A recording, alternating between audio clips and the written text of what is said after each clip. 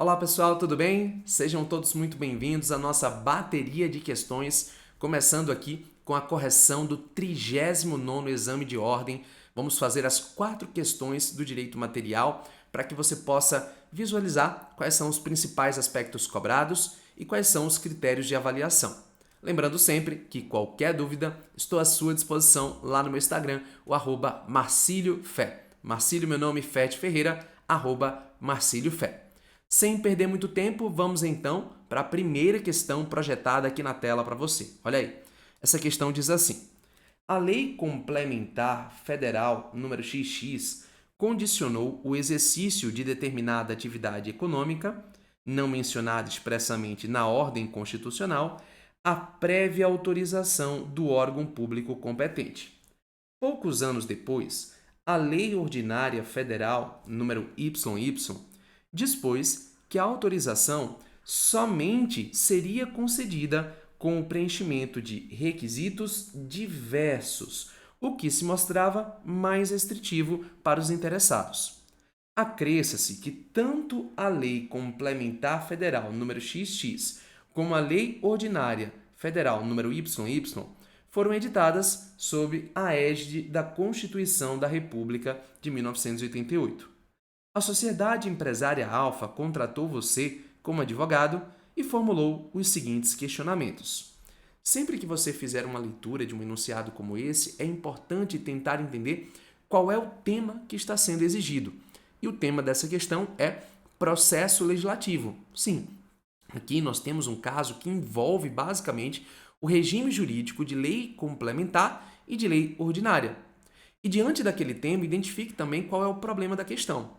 O problema aqui dessa questão é se uma lei ordinária federal poderia estabelecer requisitos diversos, mais restritivos do que uma lei complementar federal. Esse é o caso. Vamos ver então as perguntas. Olha aí. A letra A indaga assim: é compatível com a ordem jurídica constitucional a alteração pela Lei Ordinária Federal número YY dos requisitos exigidos pela Lei Complementar Federal número XX? Justifique. Bem, aqui você precisaria saber o seguinte: qual é a diferença entre uma lei complementar e uma lei ordinária?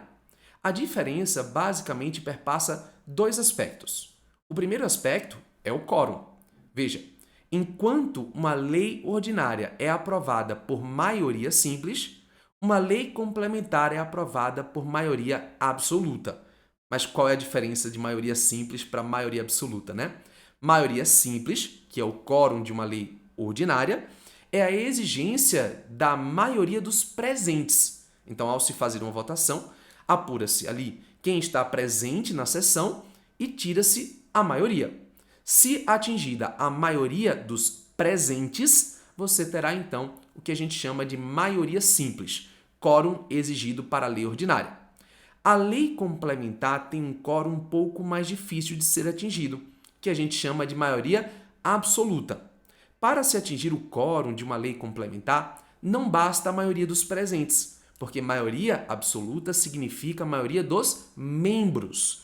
Então, para saber se foi atingida a maioria absoluta, eu preciso saber quantos membros existem ali e, a partir disso, verificar se foi atingida ou não a maioria absoluta, a maioria dos membros. Então, veja, o quórum de lei ordinária é maioria simples, maioria dos presentes, e o quórum de lei complementar é maioria absoluta, maioria dos membros. Essa é a primeira diferença entre lei ordinária e lei complementar. A segunda diferença está na competência. Como assim, Marcílio? Bem, a nossa Constituição reparte competências que são de lei ordinária e competências que são de lei complementar. Basicamente funciona assim: quando a Constituição exige lei complementar, deverá ser editada essa espécie legislativa. Então, em alguns artigos da Constituição, você vai perceber que existe o seguinte texto, né? É garantido tal direito nos termos de lei complementar. Quando a Constituição diz nos termos de lei complementar, aquele assunto somente pode ser regulamentado por uma lei complementar, sob pena de inconstitucionalidade. Quando a Constituição apenas exige lei, sem falar complementar, essa lei exigida será lei ordinária. Então, a competência, a atribuição, o assunto da lei ordinária é residual. Quando a Constituição não exige lei complementar, o assunto deve ser regulamentado por meio de uma lei ordinária. Então, são esses dois aspectos que diferenciam lei complementar de lei ordinária: o quórum e a competência. Agora, será que uma lei ordinária pode tratar de um assunto de uma forma diferente de uma lei complementar? Bem, esse tema foi enfrentado pelo Supremo Tribunal Federal em alguns julgados. E o que foi que o Supremo disse? O Supremo disse que não há hierarquia entre lei ordinária e lei complementar, mas sim uma distribuição de competências, como eu falei anteriormente. Logo, se a matéria não é reservada à lei complementar, se aquela matéria não está estipulada no texto constitucional como sendo de lei complementar, a lei ordinária pode tratar. E se uma lei complementar tratou de um assunto que seria de competência de uma lei ordinária, é claro que a lei ordinária poderia tratar. Logo, aqui nós temos a seguinte pergunta, né? Nós temos se seria compatível com a ordem constitucional a alteração da Lei Ordinária Federal YY em relação aos requisitos exigidos pela Lei Complementar Federal XX.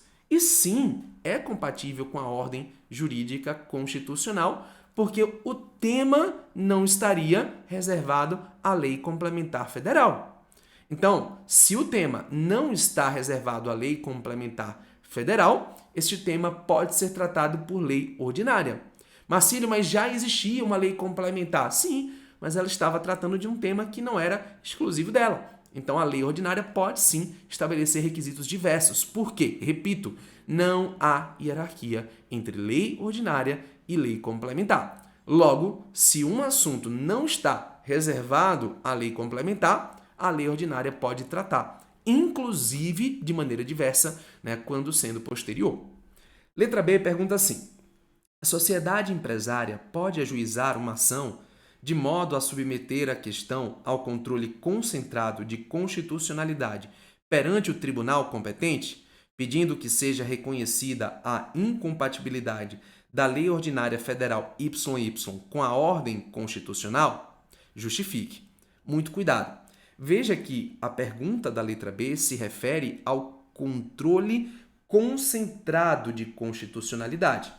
E quando a gente fala em controle concentrado de constitucionalidade, a gente está falando nas ações de controle: ADI, ADC, ADO e ADPF. Mas veja, essas ações de controle somente podem ser ajuizadas pelos legitimados do artigo 103 da Constituição. Neste caso, nós estamos diante da Sociedade Empresária Alfa, que não é um legitimado do artigo 103 da Constituição. Logo, a sociedade empresária não pode ajuizar uma ação de controle concentrado. Ela até poderia, né, fazer uma ação de controle difuso, como ação pelo rito comum, mandado de segurança, alguma coisa assim. Mas controle concentrado não é possível, porque sociedade empresária não é um dos legitimados do artigo 103 da Constituição. Marcílio, e é assim normalmente que se cobra? Sim, os critérios de correção seguem essa linha que eu apresentei aqui para você. Basta observar. Dê uma olhada. Na letra A, cobrou-se então a seguinte resposta: sim, como a matéria deve ser disciplinada em lei ordinária, nos termos do artigo 170, parágrafo único da Constituição, a Lei Complementar Federal número XX pode ser alterada por diploma normativo da referida natureza. Veja, como não era matéria reservada à lei complementar, a lei ordinária pode sim tratar do assunto. Foi o que eu disse anteriormente, tá? E a letra B? Não, a sociedade empresária alfa não tem legitimidade para submeter a Lei Ordinária Federal número YY ao controle concentrado de constitucionalidade nos termos do artigo 103 da Constituição da República de 88, tá? Essa é uma questão que eu reputo que a letra A foi difícil, porque cobra aqui um conhecimento jurisprudencial e doutrinário, mas a letra B foi bem simples, porque cobrava um conhecimento bem comum, né, de controle de constitucionalidade a respeito da legitimidade para ADI, ADC, ADO e ADPF. Tranquilo, meus queridos? Vamos então aqui para a nossa segunda questão na tela para você. Olha aí, essa questão diz assim: o presidente da República apresentou um projeto de lei visando aumentar em R$ 100 o valor de certa gratificação paga aos servidores públicos da União. Em razão da grande mobilização da categoria, a Câmara dos Deputados aprovou o substitutivo ao referido projeto de lei, aumentando a gratificação para, olha aí, R$ 200, o que representava o dobro do que fora proposto pelo chefe do Poder Executivo. Além disso, foram alterados diversos comandos do regime jurídico dos servidores públicos da União, o que sequer era objeto do projeto de lei original. No âmbito do Senado Federal, foi igualmente aprovado o texto oriundo da Câmara dos Deputados. Sobre a hipótese formulada, responda aos itens a seguir. Deixa eu fazer um comentário aqui a respeito desse 39º exame de ordem, galera. Veja, nesse exame nós tivemos uma peculiaridade. O examinador cobrou muito a parte de processo legislativo. E o tema dessa questão, embora comece falando como presidente da República, de novo é processo legislativo. O tema processo legislativo foi praticamente cobrado em toda a prova, tá? Então, indica uma certa preferência desse novo examinador. Bem, diante do nosso tema, então, processo legislativo, qual é o problema aqui? O problema é que o projeto de lei apresentado pelo presidente da República é um projeto de lei que envolve o tema servidores públicos. E esse tema, servidor público da União, é um tema que é de iniciativa privativa do chefe do Poder Executivo. Se você consultar o artigo 61, parágrafo 1º da Constituição, você vai ver que lá diz, né, que algumas matérias são de iniciativa privativa do presidente, ou seja, o presidente da República deve elaborar o projeto e encaminhar ao Congresso Nacional. Bem, sendo de iniciativa do presidente da República, a questão é o seguinte: será que o Congresso Nacional poderia alterar esse projeto de lei de forma substancial com a finalidade de fazer aumento de despesa? A resposta para isso estará no artigo 63, inciso 1 da Constituição, né, proibindo isso. Então, esse questionamento é muito importante. E um segundo questionamento que também está ali, né, de fundo na questão, que é: será que um projeto de lei ali do presidente da República poderia ali ser objeto de alteração para inserção de outros temas que não foram inseridos originalmente no projeto, por iniciativa do Congresso? E a resposta também é não. Tema privativo do presidente da República. Essa é a questão. Artigo 61. Vamos ver se as perguntas envolvem isso? Olha a letra A. O aumento da gratificação em R$ 200 ao invés dos R$ 100 propostos é compatível com a Constituição da República? Justifique. E a resposta é não. De acordo lá com o artigo 63, inciso 1, não é possível esse aumento de despesa em um projeto que é de iniciativa privativa do presidente da República, né? E a letra B indaga se a alteração de comandos do regime jurídico dos servidores públicos da União, com inovação em relação ao objeto do projeto de lei original, é compatível com a Constituição da República. E a resposta aqui também é não. Por quê? Mais uma vez, nós estamos diante de competência que é ali, né, de iniciativa privativa do presidente da República. Então, o Congresso Nacional não poderia violar essa regra constitucional. Vamos ver se foi mais ou menos isso que foi exigido? Olha aí, ó, na letra A. Então, a primeira resposta era não. É vedado o aumento de despesa nos projetos de lei de iniciativa exclusiva do presidente da República, nos termos do artigo 63, inciso 1 da Constituição. E a letra B, também não, por se tratar de matéria de iniciativa privativa do presidente da República, nos termos do artigo 61, parágrafo 1º, inciso 2, a linha C da Constituição, ela não poderia ser, então, inserida no projeto de lei pelos parlamentares. Veja, é muito importante que você tenha em mente esses artigos que já foram cobrados nas provas do exame de ordem, porque há uma certa repetição. Por exemplo, o artigo 61, que mencionamos aqui, já foi cobrado inúmeras vezes na parte de peça, já foi cobrado inúmeras questões de direito material, né? Por isso, como são temas correlatos, temas recorrentes, fazer a leitura dos dispositivos E, é claro, a marcação correta no vade-mecum, conforme a gente faz lá no curso de segunda fase, é imprescindível. Tá bom, meus queridos? Espero que vocês tenham aí também feito um bom estudo dessa questão.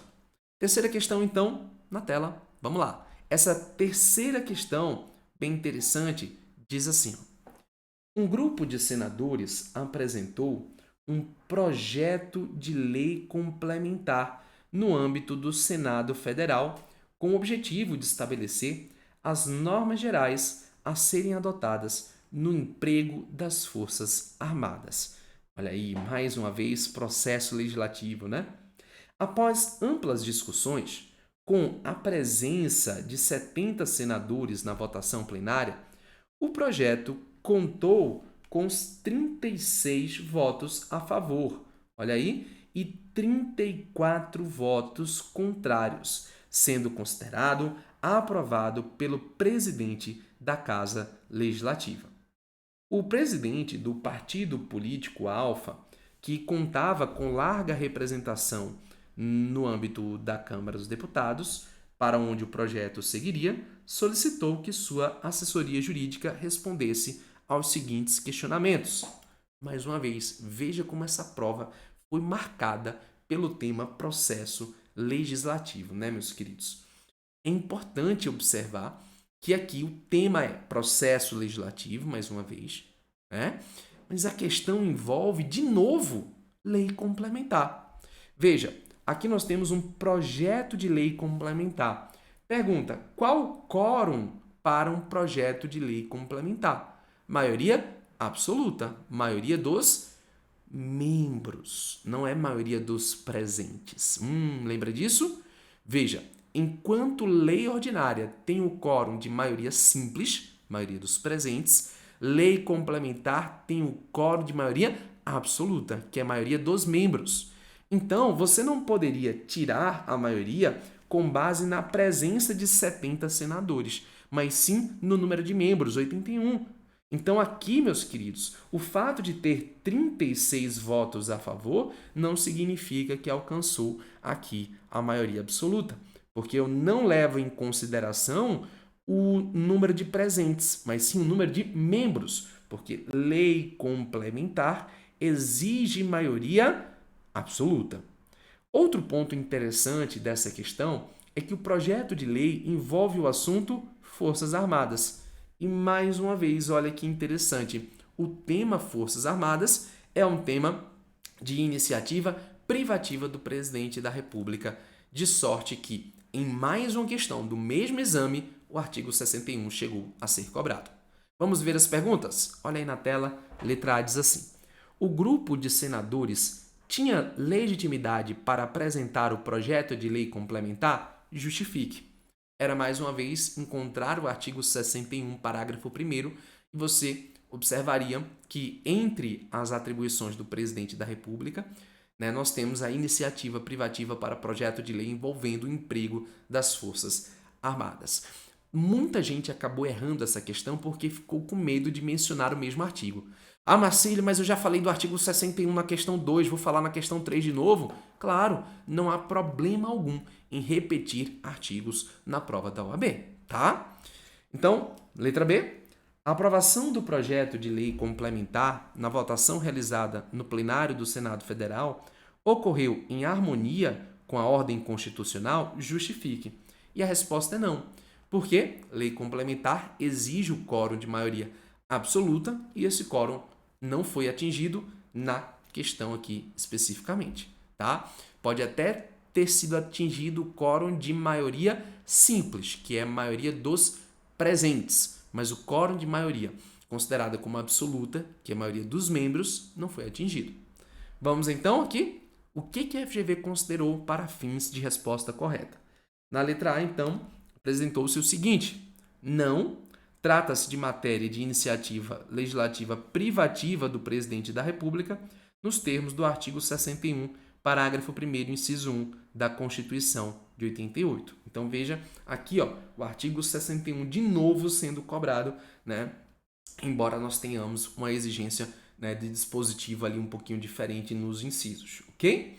Então, muito importante esse tema de processo legislativo, que o examinador já mostrou que gosta muito. Letra B. Não, o Senado Federal conta com 81 senadores e os projetos de lei complementar devem ser aprovados por maioria absoluta, conforme dispõe o artigo 69 da Constituição, o que corresponde a 41 senadores, número inteiro acima da metade dos membros da Casa Legislativa. Assim, o quantitativo de 36 votos favoráveis não alcançou o número mínimo de votos, tá? Questão aí bem interessante, bem técnica. Eu particularmente não gostei da forma de exigência da letra B nessa questão, porque exigia do candidato conhecimento a respeito do número de membros do Senado Federal, né? Ainda que não soubesse, dava para raciocinar em cima disso, né? Tentar aqui observar que nós estaríamos ali com um quórum diferente e tal, mas foi uma questão um pouco, digamos assim, exigente, de um nível um pouco mais difícil do que o padrão tradicional, tá certo? Espero que você aí tenha entendido bem. Lembrando sempre que qualquer dúvida, estou à sua disposição lá no meu Instagram, o @marciliofé. Bora para mais uma questão na tela. Olha aí, questão de número 4 aqui, desse 39º exame de ordem. A questão, então, diz assim, ó: a Lei Federal número XX disciplinou um programa de concessão de subsídios agrícolas a serem preferencialmente fornecidos nos períodos de entre-safra. Alguns aspectos do programa, por expressa determinação legal, deveriam ser regulamentados pelo chefe do Poder Executivo Federal. Então, teríamos ali um decreto do presidente da República, um ato regulamentar do chefe do Poder Executivo Federal. Ao ser publicado o decreto regulamentar, o deputado federal João Silva constatou que algumas de suas normas dispunham em sentido diametralmente oposto àquele estabelecido na Lei Federal número XX, ou seja, o decreto violaria a Lei Federal. Por tal razão, João solicitou que sua assessoria jurídica respondesse aos seguintes questionamentos. Então, de novo, vamos entender aqui qual é o tema da questão. O tema da questão envolve poder executivo e, mais uma vez, a parte de poder processo legislativo, tá? Poder executivo, porque aqui exige conhecimento do que seria um decreto regulamentar. De acordo com o artigo 84 da Constituição, inciso 4 e inciso 6, o presidente da República pode editar decreto. O inciso 4 prevê o decreto chamado de decreto executivo ou decreto regulamentar, que é um decreto para fiel execução da lei. É o caso aqui, né? Esse decreto, a ser editado pelo chefe do Poder Executivo, no caso, o presidente da República, deve observar fielmente a lei. Por isso que o artigo 84, inciso 4, diz decreto para fiel execução da lei. Quando o decreto exorbita da lei, ou mesmo quando contraria a lei, será possível um controle de legalidade, né? Inclusive, o artigo 49, inciso 5 da Constituição permite ao Congresso Nacional sustar um ato normativo do presidente da República que exorbita do poder regulamentar, fazendo um controle prévio aí, né, de constitucionalidade com base nesse dispositivo. Bem, então o tema é poder executivo, poder processo legislativo, né? Tem uma certa interdisciplinaridade. E o problema é esse, né? O que seria possível de ser feito diante de um decreto que viola a lei que está sendo regulamentada? Então vamos ver as perguntas. Letra A. Há alguma medida que possa ser adotada no âmbito do Poder Legislativo para impedir que os dispositivos do decreto regulamentar que colidem com a Lei Federal número XX continuem a produzir efeitos? Justifique. E olha que interessante. Sim, aqui a resposta teria base tanto lá no artigo 84, inciso 4, mas especialmente no 49, inciso 5, que prevê a possibilidade do Congresso Nacional sustar os atos normativos que exorbitem ali do poder regulamentar, certo? Então, conhecer esse dispositivo seria fundamental para acertar essa letra A. E a letra B pergunta: o decreto regulamentar, em razão da colidência com a lei federal, pode ser objeto de ação direta de inconstitucionalidade? Justifique. Esse é um ponto bem interessante, que exige um pouquinho de conhecimento, né, de jurisprudência. aqui não tem um artigo da Constituição para responder, né? É uma questão que é realmente jurisprudencial, fugindo, inclusive, ao estilo do que a banca vem adotando nos últimos exames. Bem, aqui, embora o artigo 102, inciso 1, a linha A da Constituição permita o ajuizamento de ADI, ação direta de inconstitucionalidade, diante de lei ou ato normativo federal, né, aqui seria um ato normativo federal, o Supremo entende que quando se trata de um decreto regulamentar, ou seja, um decreto que visa dar execução à lei, e não de um decreto autônomo, neste caso não seria possível a ADI. Por que não? Porque o decreto regulamentar, o decreto executivo, esse que visa dar execução à lei, ele apenas está dando execução a uma lei que já existe. Então, eventual inconstitucionalidade seria apenas reflexa, porque o decreto primeiro viola a lei, né, para depois violar o texto constitucional. Então, como é uma inconstitucionalidade reflexa, né, não seria possível aí o ajuizamento de uma ADI segundo o Supremo Tribunal Federal. Vamos ver se não foi isso que foi cobrado? Olha aí, ó, a letra A diz que sim, o Congresso Nacional pode sustar os atos normativos que exorbitem do poder regulamentar nos termos do artigo 49, inciso 5 da Constituição. E B diz não, o cotejo do decreto regulamentar com a lei importa em controle de legalidade, não de constitucionalidade, sendo a ofensa à Constituição de 88 apenas reflexa. Exatamente isso, né? Veja, o decreto está violando a lei. Se o decreto está violando a lei, é um problema de legalidade. A ofensa à Constituição Federal é apenas reflexa, porque a Constituição determina, evidentemente, a observância da lei. Então, o decreto está primeiro violando a lei para depois violar a Constituição. Isso, portanto, é chamado de inconstitucionalidade reflexa, né, o controle reflexo, que não permite o ajuizamento de uma ADI, por ser, na verdade, de fato, um controle de legalidade. Tá? Uma questão também aqui na letra B um pouco mais difícil. O que a gente pôde perceber do 39º exame de ordem é que houve, de fato, aqui uma variação do nível de dificuldade entre as questões. O examinador, em algumas alternativas, colocava ali algo bem fácil, que bastava encontrar o artigo, e em outras alternativas exigia um conhecimento mais aprofundado, em especial de doutrina ou jurisprudência. Veja, se você fizer uma análise aí dos exames anteriores, você não vai encontrar esse padrão, né? Os últimos exames foram muito focados em artigo da Constituição. Isso aqui serve para a gente ficar de olho em como a banca exigirá conhecimento nos próximos exames. A minha dica para você é fazer todas as questões, tentando, na medida do possível, explorar uma resposta mais completa do que o simples espelho e mencionando o maior número de artigos possível. Lembre-se sempre de responder, inclusive, usando a estrutura da FGV, que é RAF, resposta, afirmação e fundamentação, como eu ensino lá no nosso curso de segunda fase do exame de ordem, tá bom? É isso, meus queridos. Espero que você tenha entendido e qualquer dúvida estou à sua disposição. Um forte abraço e até a próxima. Valeu, pessoal!